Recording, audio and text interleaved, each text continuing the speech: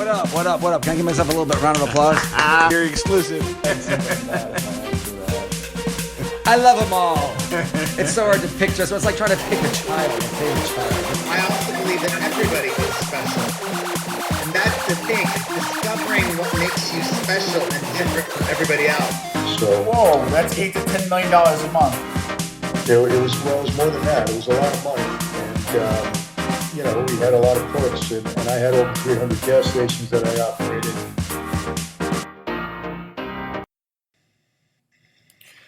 Hello, Tom Levecchia here with the New Theory Podcast. One of my favorite shows, literally not just that's currently on TV, but possibly all time, is The Good Doctor on ABC. And The Good Doctor is an excellent show. It's about a doctor who, suffers from autism, but he's in his first year of residency as a surgical resident. And today we have one of the important cast members, Tamlyn Tomita. Welcome to the New Theory Podcast. How are you doing today? Very well, thank you. Thank you very much. And thanks to all the listeners who are listening to you here on newtheory.com. So congratulations. Thank you for having me. We're happy to have you on. Okay, now, so first let's go through what The Good Doctor is about and what it means to you. Because people watch it, and it means a lot of different things to a lot of different people and who they relate to. And just really quick, the character that you play is Allegra, and I'm going to try to pronounce this correctly, Aoki, Aoki, and plays a very pivotal role because you are a hospital administrator and you challenge the president and you're like, hey, listen, we'll have Dr. Murphy on board, but you're skeptical and you're trying to do what's right. We're also trying to bring in money. So first, let's talk about your role on the show and your character and the importance to the show because it is a very important role. Well, thank you very much. She is the vice president of the hospital and chairman of the board. That brings in the monies, the funds that allow the hospital to be run. So a lot of her decisions that must be made need to be made in the capitalistic sense, the business-wise sense, in making sure that the hospital has the funds to be run and especially as a surgical teaching hospital. So the decisions that she make might not be popular, but she needs to make ends meet. But she also needs to be aware of the image that the hospital projects in order to sustain a sense of prestige and a sense of respect so that monies can continually be donated to the hospital. So she's not a doctor, she's not a medical professional, but she's a legal expert and she's a people person. So to get that, throw that character in the mix of doctors who are constantly day in, day out caring for people is super interesting, as well as she's keeping a more distant and objective eye. And the truth is, your character kind of gets pulled in on certain pivot points. When he first got hired, I know, one of the residents got let go for attacking another doctor. Then he got brought back, and there was a little bit of controversy around that. So I'm gonna. How do I say this? I believe I was gonna make a statement. I would like for you to kind of buttress the statement. Your role is even more important now in 2018, in lieu of, the Time's Up and Me Too moment, because you are playing a, female executive in a male-driven world. So give us kind of, how you prepared for the role, what came easy for you, what becomes hard for you, and why it's so important in this environment. Well, you brought up a really great question. For me, it requires just making sure that we're all up. I'm all, and the writers are all up to date on the Time's Up, the Me Too movement concerning sexual harassment in the workplace, and making sure that we have elements of the discussion from both sides that are going back and forth, from men, from women, from survivors, from persons who were subject to that kind of behavior in the workplace. So we need to present we're not as a show, we're not trying to bring in answers, but we're trying to bring in the discussion and further discussion as to the conversation that's going on in the United States right now, and especially and around the world about how we treat each other in the workplace. And as a woman, and specifically as a woman of color, to be seen in an authoritative position might be a little different, might be a little unfamiliar to folks who watch TV and who go about their daily lives and seeing mostly persons who are white and who are male in authoritative positions. But to be a woman, I need to make those hard decisions in this show. And sometimes they have to be really, really objective, and they have to be impersonal, because I'm concerned about making sure that the hospital is run. So personnel decisions have to be made, and they have to be made with a lot of thought, but with a clear eye of what her objective is, and that's to make sure that the hospital is running. So it's kind of making sure that we're on top of all the issues that were being discussed, and making sure that we hear all the voices. And that, I think, makes for really good drama, because we're just not coming from the left, we're not coming from the right, conservative or liberal, that we try to bring in as many voices as possible. And I think that's a part of our success. Okay, now for you, listen, you're a pro. You've done Karate Kid. I mean, you've been in. You're I've been in a long time. Yes.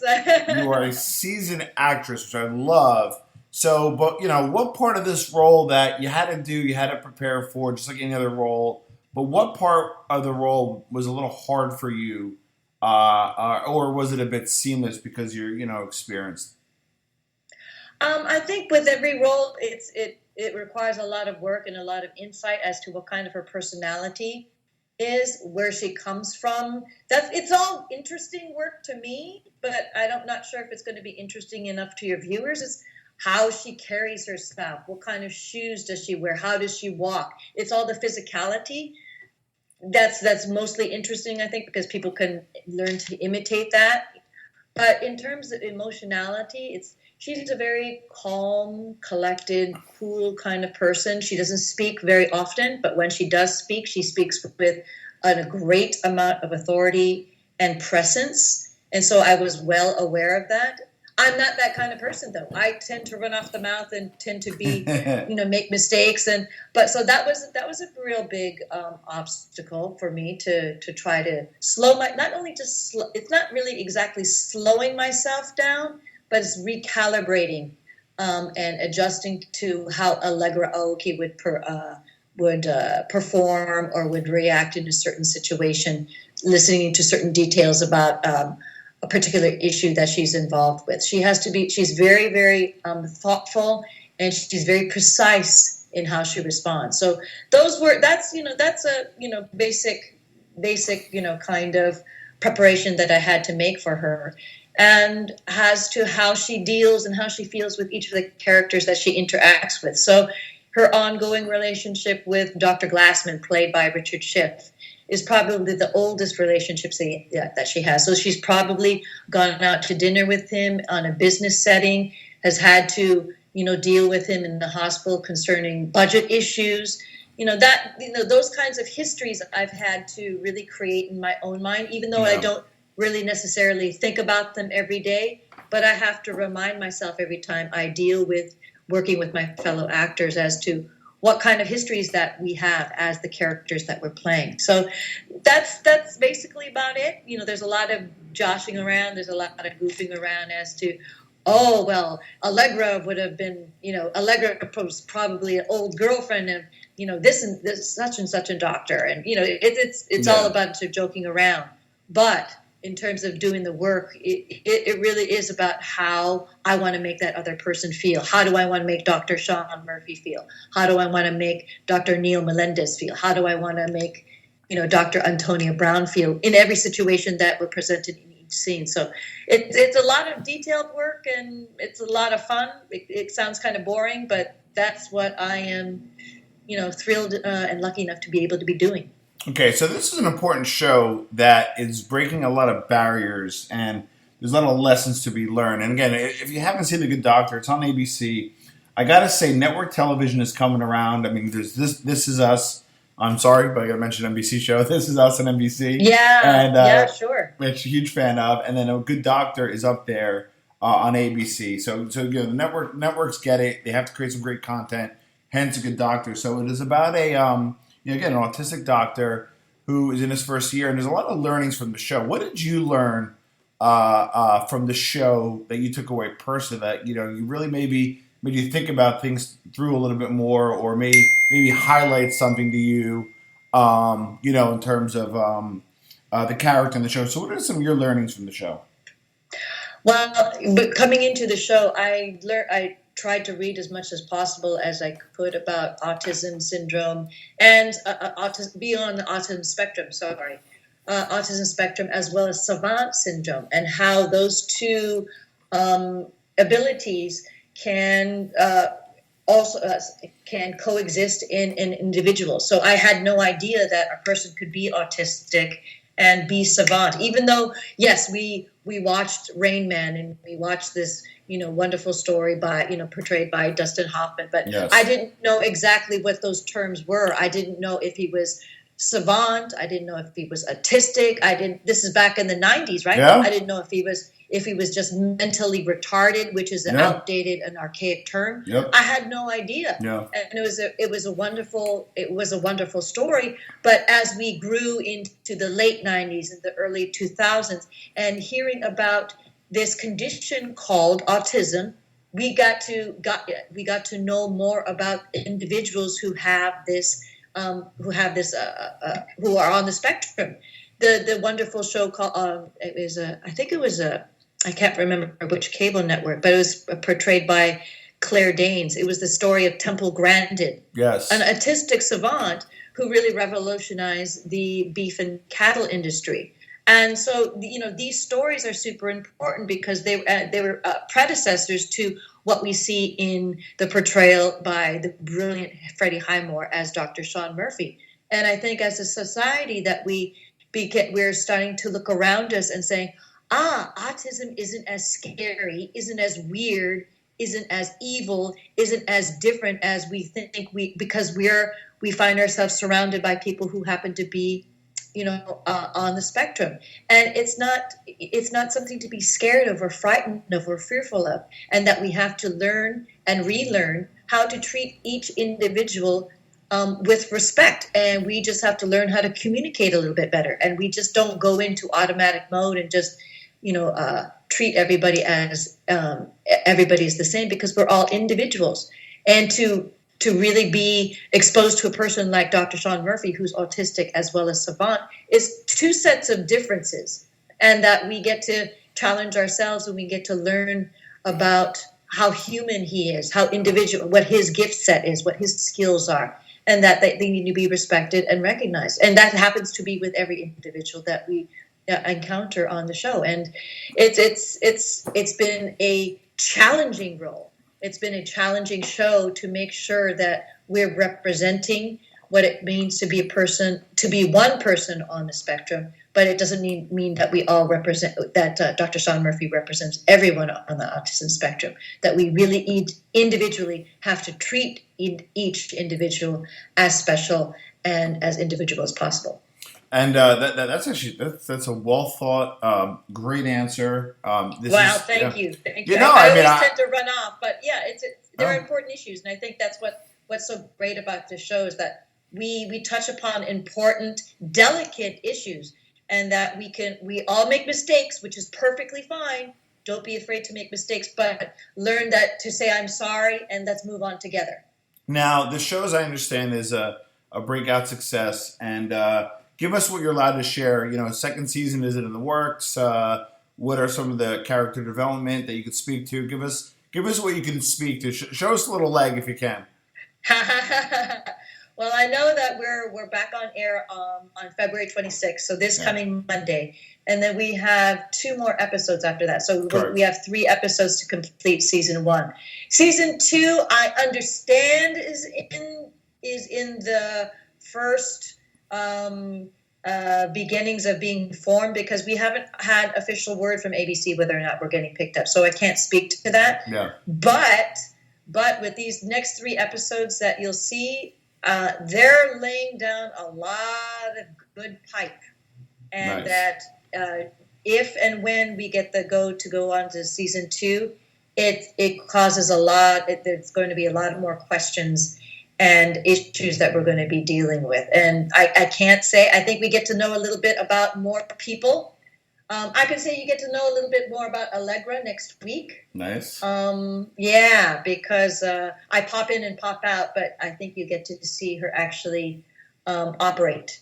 And so I'm very proud to say that you'll be seeing that on Monday. And then the next 2 episodes, you're going to be in for another roller coaster ride of the heart. And it's pretty touching.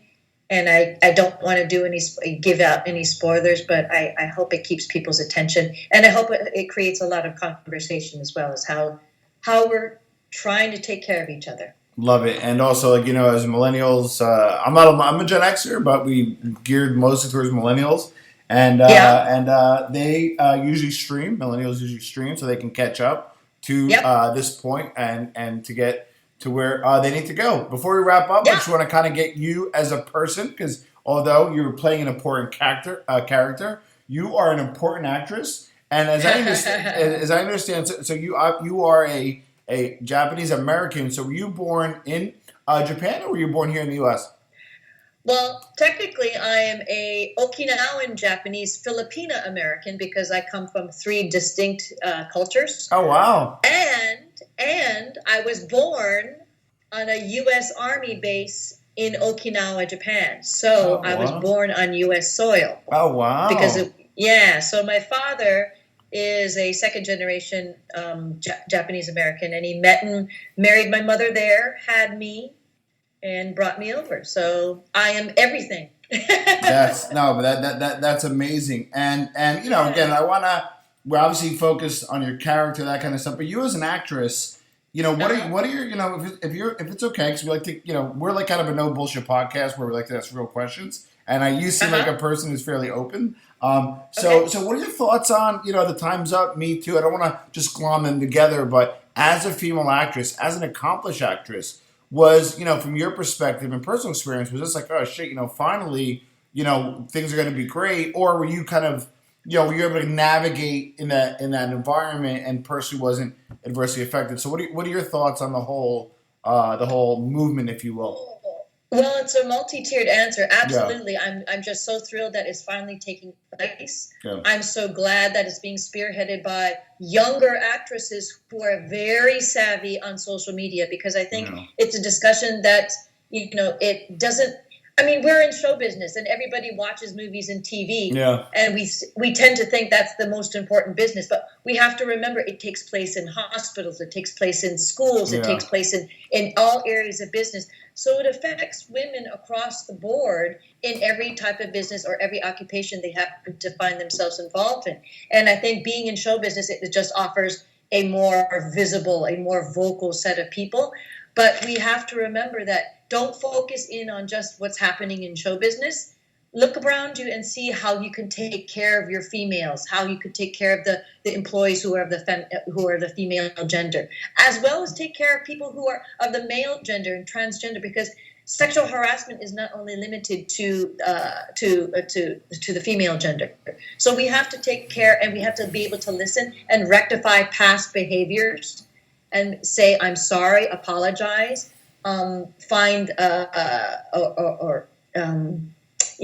elicit a proper judgment, a proper kind of assessment as to what can be paid back. The conversation is still going. I think a lot of the conversation is coming out very passionately without thinking as to the big picture. But it's okay, because there's been years, decades of this kind of behavior happening, and it's all going to be reactive. It's all going to come out in very emotional waves, and I think we need to ride those waves and take from them what is important, so we can progress together. That's the most important thing. I did not, because I'm an actress of age, I have received, absolutely many cases of inappropriate behavior. Wow. But being an older woman, it's like, yeah, that's what happened when I was younger, and it's it's all under the bridge. But if it happens to younger actors, I'm telling her, don't let that go unreported. It's like, you have a voice now, take care of it so it won't happen again. And that's what we're all trying to do collectively. It's like, take our histories, have our histories learned, but then listen to what direction that the younger women want to go forward in. And it's all a mishmash, but it's a delicious mishmash because we're getting to hear everyone's voices, and we're all going to be able to settle down and see a clearer future together. That's again another fantastic answer and statement. Social media, is kind of a mixed bag, but in terms of controlling and getting out the narrative, it can be done so that is unfiltered, the real deal. Yes. And being an agent of change. So that is some excellent stuff. Tamita, listen, it's an honor and privilege to have you on the show. Thank you, Thomas. It's our pleasure, and check out The Good Doctor on ABC. Any parting thoughts to those Good Doctor fans? Keep watching. Your heart will grow bigger as you watch this show. We're so thrilled to be surrounded by good people, and I think that's why it really speaks to your viewers out there. So thank you. Love it. Tamita, thank you for being on the show. Thank you so very much. Take care. Thank you.